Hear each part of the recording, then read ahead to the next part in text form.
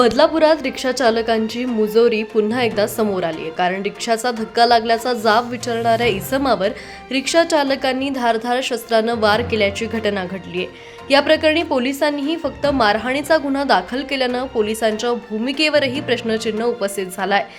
बदलापूर पूर्वेच्या गजबजलेल्या गांधी चौकात गुरुवारी रात्री 7:45च्या सुमारास हा प्रकार घडला।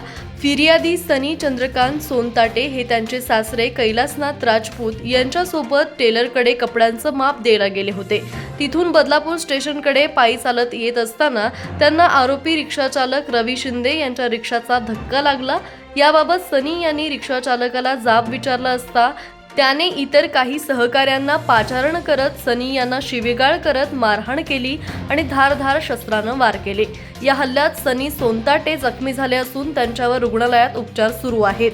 या प्रकरणी बदलापूर पूर्व पोलिसांनी फक्त मारहाणीचा जामीनपात्र गुन्हा दाखल केला असून अद्याप कुणालाही अटक केलेली नाही। आरोपींना वाचवण्यासाठी भाजपच्या एका नगरसेवकाने दबाव टाकल्याचीही चर्चा आहे। त्यामुळे पोलीस गुंडगिरी करणाऱ्या रिक्षा चालकांना पाठीशी घालत असल्याचं पाहायला मिळतंय। काय आम्ही चाललेलो रस्त्याने, माझ्या सासऱ्याने मी चाललेलो रस्त्याने, तर मागून एक रिक्षा चालक आला आणि त्याचा धक्का लागला पायाला त्याच्या। तर मी त्याला फक्त एवढंच बोललो, अरे बाबा जरा बघून चालवा। तर तेवढं बोलल्यानंतर त्याला तो बोलला की इथे रिक्षा स्टँड आहे, तुम्हाला समजत नाही का? बोललो रिक्षा स्टँड आहे माहिती आहे, आम्ही कुठे थांबलोय बोललो, आम्ही चालतोयच बोललो। तर त्याच्यावरून त्यांनी मला काही एकही शब्द नाही ऐकला, त्यांनी शिवीगाळ चालू केली। तुला समजत नाही, तू कोण एवढा लागून गेला आहे? बोललो मी कोण लागून नाही गेलं, मी फक्त तुला विचारलं तर एवढं काय झालं? आणि याच्यावरून मग सुरुवात झाली। मग मी तो शिवीगाळ करायला लागला। मी त्याला बोललो, अरे जरा बघ, जरा वयाचा तुझा मान ठेव जरा, काही नाही।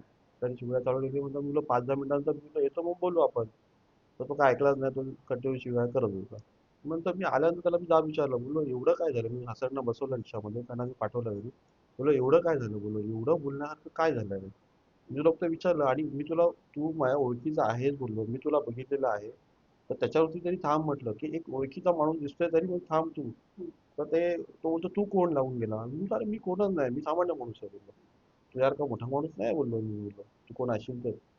तर त्याच्यावरून त्यांनी कधी फोन केले कोणाला, तर दोन दोन पोरं आली आणि ते पोरं आले तर ते अजून जास्त हे झाले, ऍक्टिव्ह झाले।